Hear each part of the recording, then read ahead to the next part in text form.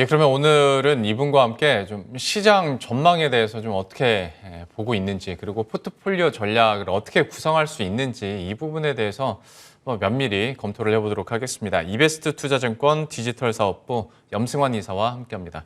어서 오십시오. 네, 안녕하세요. 네, 안녕하세요.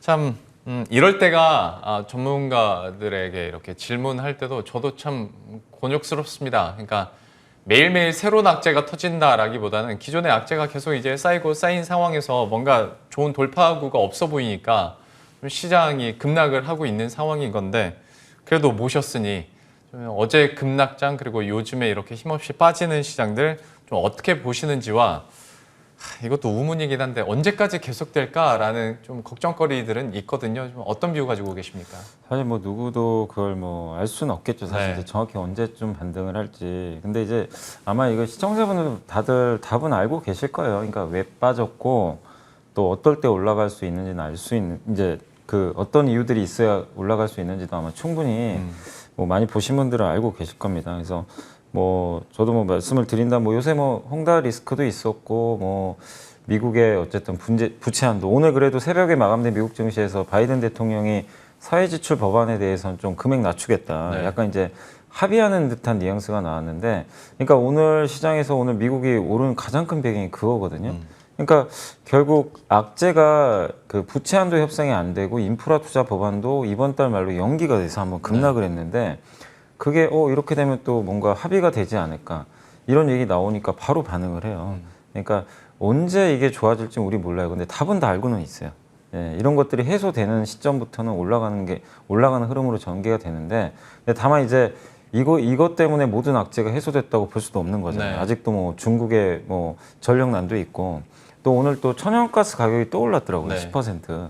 달러는 좀 강했고, 여전히 뭐 삼성전자를 비롯한 메모리 반도체나 우리나라 기업들의 내년 실적 추정치가 좀 하향 조정되고 있고, 예, 그런 것들이 계속 지금 해결되지 않은 상태에서 자꾸 이제 반응을 하는데, 그 상황에서 이제 삼천이 또 무너졌던 배경은 또 개인들의 또 매수 체력도 많이 떨어진 것 같아요. 그러니까 조 단위로 매수를 받아준 적이 있었잖아요. 네. 예전에 외국인들이 뭐 2조 파는 날도 그냥 다 받아줬는데, 그래서 뭐 삼성전자나 그 코스피가 굉장히 굳건했는데, 최근에는 또 그 신용대출 규제도 들어가고 막 이제 정부에서 계속 이 대출을 옥죄고 있잖아요. 그러니까 이제 개인 투자자들 입장에서는 매수할 여력은 당연히 떨어질 수밖에 없는 거죠. 그래서 그런 좀 유동성의 약간 위축도 증시가 3천선을 깬. 그러니까 사실은 이 우리가 아는 악재들이 뭐 모르는 악재는 없어요. 다 알아요. 다 아는데 과거처럼 이렇게 좀 체력이 많이 그 단단한 게 아니라 약해지다 보니까 이렇게 좀 3천선이 좀 붕괴되는 흐름이 나왔던 것 같습니다. 그래서 지금 코스피가 2,950이니까 10% 정도 빠졌거든요. 고점 대비해서. 그래서 이게 1년에 한두 번 정도는 꼭 나와요. 10%. 올해 3월 달에도 고점 대비 거의 10% 빠졌다가 3,300까지 갔었는데, 결국 그때도 이제 올라갔던 배경은 결국은 이제 경기가 좀 좋아질 거라는 그런 기대감. 네. 예, 그리고 당장 뭐 긴축은 안 할 거다라는 이제 그런 것들이 이제 맞물리면서 증시가 좀 올라갔었는데, 결국에 지금도 마찬가지인 것 같아요. 이런 악재들이 조금씩 해소될 때 가는 거니까 뭐 이번 10월에 갑니다, 뭐 11월에 갑니다. 그건 사실 좀 공연불인 것 같고, 그냥 냉정하게 우리가 봤을 때 이게 앞으로 해소될 악재인지 아니면은 계속 이어질 악재인지, 여기에 대한 고민이 저는 더 필요한 것 같아요. 네. 시기보다도. 결국엔 우리가 내년도 그림을 보고 지금 투자를 해야 되거든요. 그러니까 지금 21년 10월이니까 이제 얼마 안 남았잖아요. 그렇게 봤을 때 올해 연말까지 어떻게 된다, 그거보다도 지금 어차피 삼천이 깨진 마당에는 내년도를 그리면서 내년에 시장이 지금보다 좀 괜찮을지 그거 고민을 해야 되는데, 저는 충분히 괜찮다고는 보고 있어요. 왜냐하면 이제 지금에 나온 악재들은 시간이 지나면 다 해결될 문제라고 생각하거든요. 뭐 공급 부족이다든가, 사실 천연가스 가격 급등하는 것도 생산이 안 돼서거든요. 네. 그래서 정상적으로 사람들이 이제 코로나19에서 좀 탈출해서 출근하면 생산 재개되고, 뭐 자동차도 지금 약한 게 병목 현상 때문에 그런 거죠. 공급 부족. 이것도 해소가 충분히 될 수 있고, 부채 한도 협상은 이번 주, 그러니까 18일까지니까 뭐 당연히 되지 않을까라고 생각은 하고 있는데, 뭐 안 될 것도 물론 있을 수도 있겠죠. 그렇지만 이제 18일까지 민주공화당이 결론을 내야 되는데, 그 상황에서 누구도 아마 큰 짐을 지긴 싫을 것 같아요, 사실은. 그렇죠, 네. 예. 오점이 생기니까. 그래서 이번 달 안에는 미국의 정치권의 불협화음도 좀 완화될 가능성이 분명히 있고, 그다음 11월 달에는 중국에 또 굉장히 큰 정치 이벤트가 있는 네. 것 같더라고. 그러면 그때쯤에서 중국의 지준율 인하라든가, 중국도 지금 사실 좀 급하거든요. 네. 굉장히 좀 규제만 해가지고 그런 정책들이 조금씩 나오게 되면 그런 것들이 이제 계기로 해서 시장 분위기가 또 굉장히 바뀔 수도 있어요. 그래서 지금은 물론 당장 올라간다는 게 아니라 우리가 냉정하게 봤을 때는 올라갈 모멘텀이 좀 당장 찾아봐도 없어요. 없지만 이런 것들을 좀 급하게 생각보다 빠르게 좀 반영하면서 내려왔으니까 여기서 뭐 추가적인 급락에 대한 공포심을 갖는 것보다는 그런 좀 기대감을 가지면서 조금은 지금 한번 뭐 당장 3천서 회복보다도 그런 것들을 좀 기대하면서 내가 어떤 기업, 어떤 종목 아니면 내가 갖고 있는 기업들이 앞으로 지수 올라갈 때 갈 수 있는지 그 고민을 좀 할 때가 아닌가라고 생각은 하고 있습니다.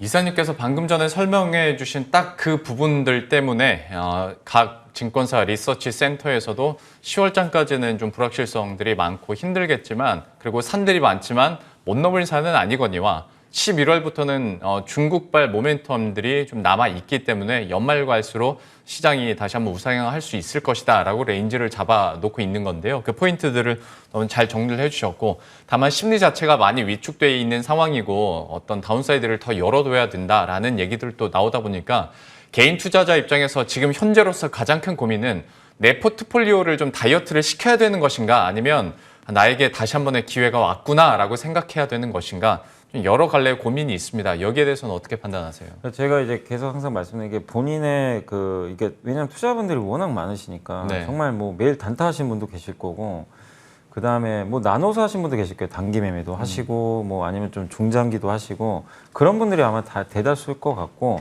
아니면 정말 장기적인 흐름으로 뭐 정말 자식에게 물려주겠다는 마인드로 하시는 분도 분명히 계실 거예요. 그래서 각각의 스타일에 따르기 때문에 이거는 정답이다, 이건 정답이 아니다, 그렇게 말씀드리기 좀 어렵지만, 그래도 분명한 거는 앞으로 좋아지는 기업은 갖고 있어야 되겠죠, 사실은.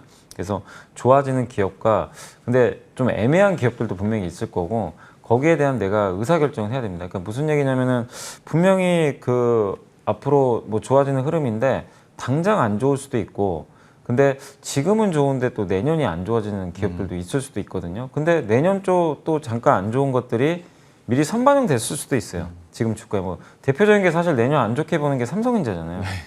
네, 그래서 지금 주가가 이렇게 좀 안 좋은 건데, 그거를 반영을 하면 당연히 지금 못 갑니다. 당연히 못 가는 건데, 내년 거를 이제 앞당겨서 반영했다면 과연 그러면은 뭐 내년 하반기나 2023년도에 내가 그리는 삼성전자는 어떨까? 그걸 보고 내가 장기 투자를 한다면은 가져가는 것도 하나의 방법이에요. 근데 내가 짧게 트레이딩하는 분이라면 삼성전자를 갖고 있으면 안 되죠, 당연히. 지금 안 좋은 상황이니까. 네. 그러니까 각자가 처한 그 어떤 이제 포지션, 어떤 이제 뭐 트레이딩 하신 분이건 장기 투자하신 분, 거기에 맞게 같은 종목인데 너무 이 대응법이 완전 달라지거든요. 네, 그래서 맞아요. 그건 좀 각자 색깔에 맞게 해주시면 좋겠고, 그다음에 여전히 저는 좀 중장기 투자하시는 분이라면 결국에 이제 내년도에 확실히 좋아지는 그림이 있는 쪽에 집중하는 게 좀 맞다고 좀 보고 있습니다. 그래서 그 업종들 한번 말씀드릴까요? 예, 네. 그러시죠. 그래서 좀 고민을 해봤는데 되게 많아요. 그러니까 사실은 시장이 지금 너무 안 좋지만 찾아보면은 정말 기회도 많고, 제가 이게 고민을 해보니까 내년도에 투자 아이디어만 해도 최소 10개 이상은 나와요, 사실 꼽아보면. 네. 그래서 제가 그냥 몇 개만 꼽아봤지만, 대표적인 게 이제 리오프닝 관련해가지고 요새 근데 항공주도 예전에도 한번 좀 잠깐 언급을 드렸지만 그때가 2달 전인데 지금 사라고는 못해요. 왜냐하면 또 올랐어요. 그러면 항상 또 뒷북 잡는 것밖에 안 되니까. 그래서 리오프닝 관련해가지고는 지금 좀 못 오른 기업이 항공기 부품 회사들. 네. 그러니까 보잉이 항공기를 이제 만들어야 돼요. 왜냐면 부족하니까. 거기 들어가는 부품사.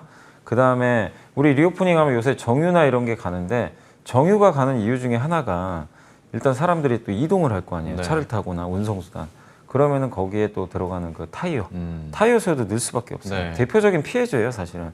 그러니까 한 번 더 이게 우리가 머리를 한 번 더 굴려보는 거죠. 그럼요. 예, 그러니까 왜냐하면 호텔, 카지노 이런 건 이제 너무나 뻔한 거고 다 아는 거니까 그렇게 한번 생각해 보시면 좋겠고, 그 다음에 친환경은 뭐 누구나 다 아는 겁니다. 수소, 태양광 이쪽 괜찮고, 특히 요새 뭐 태양광에서 하나솔루션 같은 기업도 목표 주가도 올라가고. 네. 그러니까 뭐냐면 올해 내내 좋았던 수소나 태양광보다도 하나솔루션 올해 내내 안 좋았거든요, 주가가. 그러니까 그런 미리 선조 좀 받았는데 내년에 좋아지는 기업.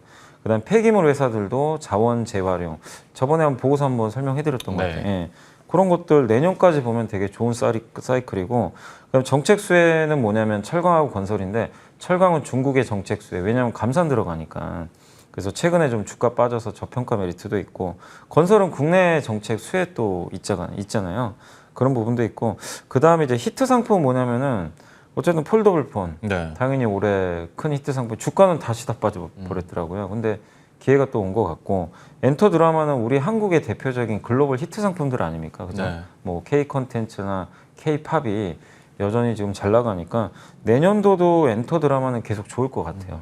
그리고 마지막으로 설비 투자 확대인데 아직은 이쪽은 주가들이 되게 약해요. 그래서 저는 이제 마지막 부분 설비 투자 확대가 가장 큰 기회가 있다고 보는 게, 왜냐하면 지금 모든 게 공급이 부족하고 다 안 좋습니다. 이거를 지금은 뭐 악재들도 있고 뭐 여력도 안 되니까 정부, 그러니까 미국도 지금 뭔가 법안이 통과돼야 뭐 돈을 쓰는데 네. 못 쓰잖아요.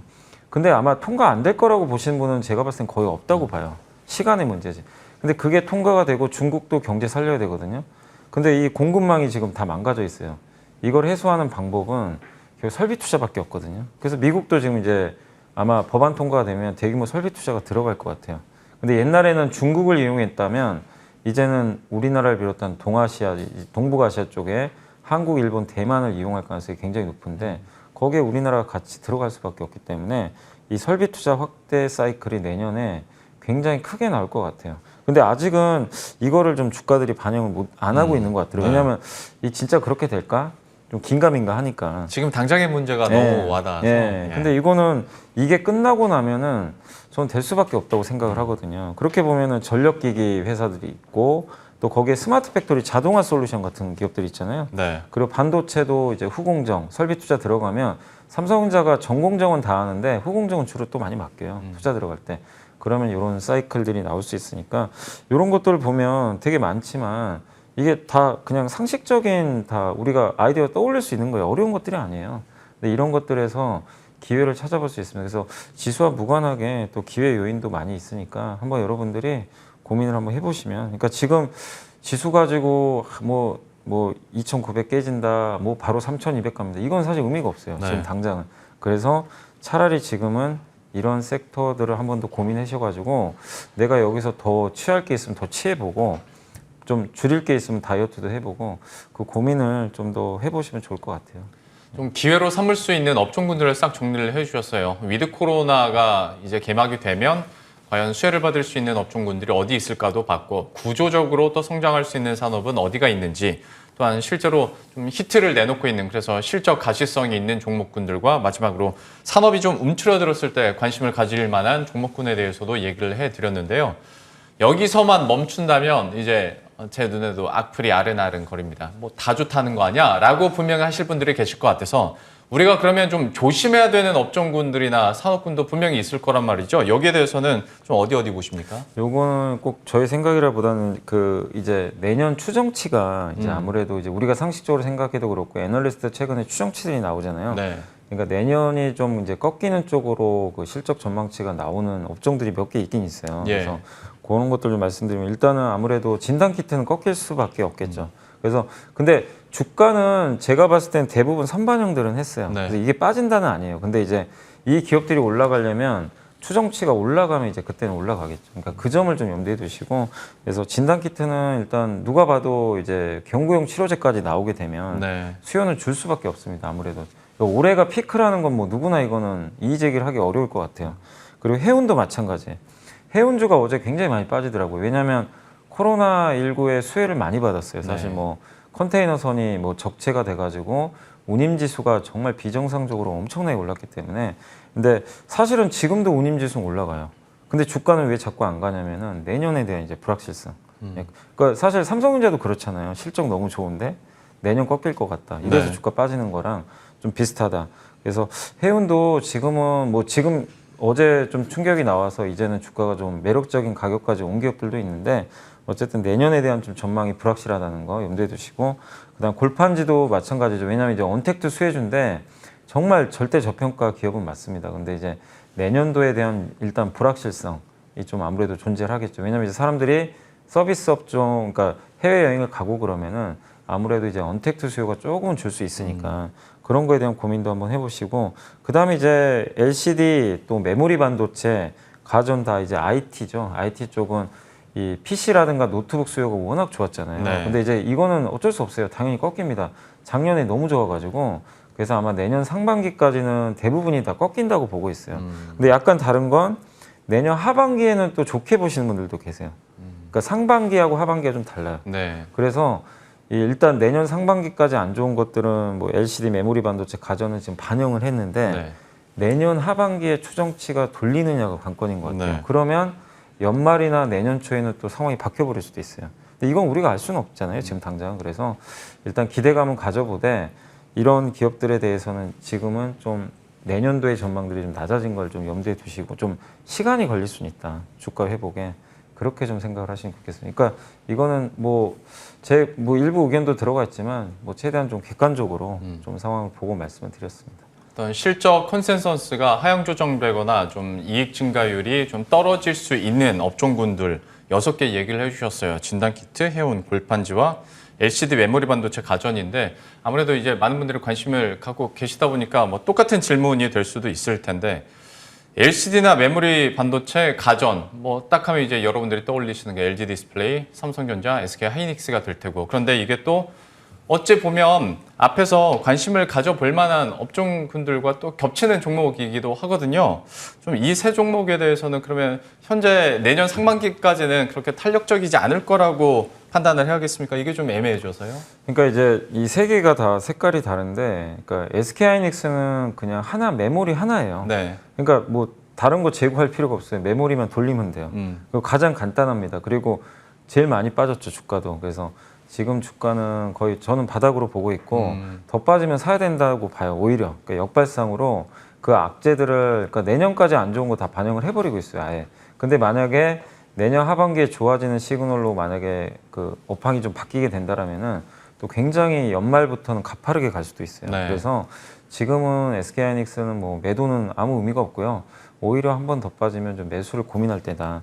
그러니까 역발상이죠, 약간은. 오히려 너무 최악이니까 최악을 미리 반영했으니까 그렇게 보시면 되겠고, 삼성전자는 좀 다른 게, 삼성전자는 하이닉스보다 좀 덜 빠졌어요, 사실은. 네. 덜 빠졌는데 역시 그 파운드리하고 폴더블 폰 같은 이제 그런 기대감이 좀 있잖아요. 그렇기 때문에 특히 파운드리 쪽에서 성과가 나와주면 뭔가 좀 기대감은 높은데 아직 우리가 구체적으로 눈으로 확인이 안 되다 보니까 주가 좀 부진하지만, 파운드리 쪽에서 성과 나오면 메모리가 사이클이 계속 지지부진해도 주가가 그냥 급등해 버릴 수도 있어요. 네. 그러니까 이거는 삼성전자가 TSMC를 얼마나 추격을 하고 또 M&A 얼마나 잘해주고 또 내년에 스마트폰 생각보다 잘 팔려주면 S22라든가 이런 모델들이, 그러면 또 변수가 완전 바뀌는 거니까. 네. 그래서 삼성전자도 지금은 저는 뭐 팔 필요는 없는데 그런 것들에 대한 기대감을 만약에 갖고 계시는 분이라면 더 사는 거죠, 사실은. 근데 내가 그걸 확인하고 사겠다고 하면은 기다려야 되는 거고, 그렇게 보시면 되겠고, LG 디스플레이는 LCD가 사양 산업인 건 누구나 알잖아요. 네. 아직은 그 비중이 너무 높아요. 그래서 빠졌는데 OLED라는 이제 무기가 있잖아요. 그렇죠. OLED TV. 그리고 중소형 OLED 패널도 애플에 이제 납품을 하고, 여기서 얼마만큼 성과를 내느냐. 그러니까 내년에 얼마나 잘 체인지를 해주느냐. 여기에 따라서 주가가 또 올라가느냐가 결정됩니다. 그래서 지금 팔 필요는 없죠. 왜냐하면 이제 LCD 다운 사이클은 다 반영했으니까 결국엔 신규 사업인 OLED가 얼마나 선전해 주느냐. 그게 결국 주가에 반영될 때 올라가는데, 네. 그러니까 그거는 계속 관찰하는 수밖에 없는 것 같아요. 그래서 각각 세 개 다 스타일들이 좀 다르긴 달라요. 근데 공통적으로 지금 주가에서 걱정할 필요는 없는데, 여러분이 생각하시는 좀 주가 상승은 좀 뭔가 이런 이제 모멘텀들이 조금이라도 뭐 건덕지가 생겨서 확인될 때 그때부터 좀 방향이 바뀔 수 있다. 그렇게 보시는 게 맞는 것 같습니다. 참 이래서 주식 투자가 어려운 것 같습니다. 산업적인 측면에서 봤을 때는 어느 정도 방향성은 나오는데, 이게 또 각 개별 종목으로 봤을 때는 투자 포인트들이나 시점들이 좀 다르다 보니까 제가 한 번 더 여쭤봤고, LG 디스플레이와 삼성전자, SK 하이닉스에 대해서 얘기 들어봤습니다. 내일 모레 금요일에 뭐 특별한 일 없으시죠? 똑같이 출연하시죠? 네. 예, 또 삼성전자 실적 그날 나오니까 네. 발표 앞두고 저희가 한번 염승환 이사와 다시 한번 점검을 해드리도록 하겠습니다. 이베스트 투자증권 디지털 사업부 염승환 이사와 함께했습니다. 오늘 말씀 고맙습니다. 네, 감사합니다.